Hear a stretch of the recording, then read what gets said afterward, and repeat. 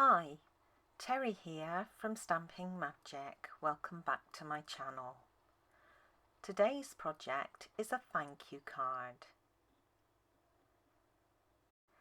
The image and sentiment are from the Blessings of Home stamp set. The paper is from the Wonderful World Designer Series paper pack, which was one of the freebies in a recent celebration promotion. I'm going to use a different paper today. So, let's get started. These are all the measurements you need for all the elements required to create this project. So if you're interested in reproducing it, take a screenshot so you can refer to it later. My front panel is in basic white card, and I'm going to position this onto some Stampin' Artist grid paper. Now I'm using temporary adhesive. This is removable adhesive to do this. Now I'm positioning it against one of the straight lines on the paper so I know my card is straight. The width of my card is just under 3 inches and I'm an A4 user.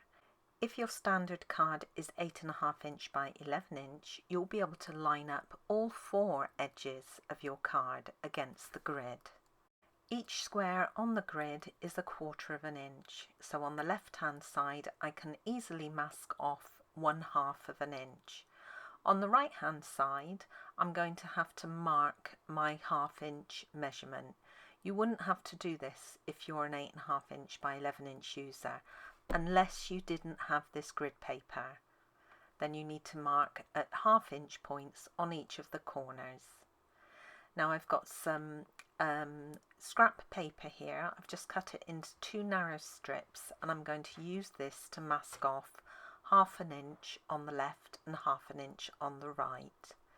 I don't recommend that you use a low tack tape for this because I've found that most of the time when you remove the tape it destroys your cardstock and that's what you don't want. So I'm just using the low tack tape to help me position these scrap paper strips. The ink pads I'm going to use this time are Tahitian Tide, Parakeet Party and Sweet Sorbet. These are all from our latest in colour collection.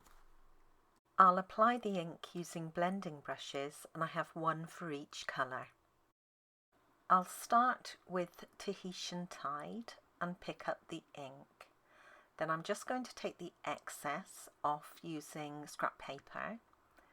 Then I can apply it to my panel and I'm using very gentle pressure and I'm going to build up the colour slowly. You can always add more but you can't remove any. Once I'm happy with the first block of colour, which is about 1/3 down, I can switch to Parakeet Party and repeat. Now I will be overlapping the colours just slightly so I get a nice smooth blend. And to help with that blend I will go over the Tahitian Tide block again. Once I'm happy with that second block of colour I can switch to Sweet Sorbet and apply the 3rd block. Again I'm overlapping with the Parakeet Party slightly and I will go over that Parakeet Party block again. I can now remove the scrap paper strips from each side and that will reveal my white borders. This is the Blessings of Home stamp set. I'm using the larger floral image and the thank you sentiment. Because I'll be overstamping, I'm using my Stampin' Artist. I'm placing the grid paper into the Stampin' Artist and anchoring it with a magnet. I can then position my stamp and I'm placing this towards the top of the panel so I've got room for the sentiment underneath. Then I can pick up my stamp. I'm going to start off with Memento Tuxedo Black ink. So I'm going to ink up my stamp thoroughly and then I can stamp it down. And sometimes with large stamps like this, it's beneficial to go over the plate with some sort of cloth. It just helps the impression take. Then I've inked up my stamp again and I'm repeating, stamping it down. Then once happy with the impression, you can clean off the stamp. You want to leave your panel until it's completely dry, and then once it is, go over the whole thing with an embossing buddy. This will remove static and stop embossing powder clinging where you don't want it. Always check before stamping that that grid paper is in the top right corner. Now I'm inking up my stamp again, but this time with Versamark, which is a sticky ink that will hold the embossing powder. Now I'm overstamping my image again, and I'm going to repeat this to make sure there's good coverage of Versamark all over the detail. I can then cover with clear embossing powder, tap off the excess and put aside for later.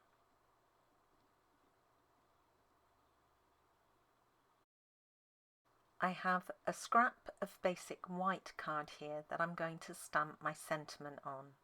So I'm placing it into my Stamparatus and then I'm going to position my stamp. I'll pick it up with the plate and then ink up using Memento Tuxedo black ink and stamp it down, and then I'll repeat that a second time. I'll clean off my stamp and allow the sentiment to dry thoroughly. Then I can use my embossing buddy again to remove any static. I'll then ink up using Versamark and stamp it down, and then repeat, before covering with clear embossing powder.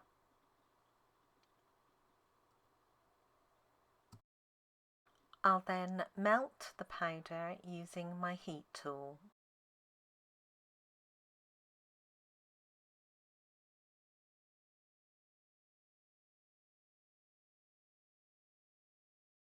The panel can then be removed from the grid paper, and I can remove the temporary adhesive just by rubbing my finger over it.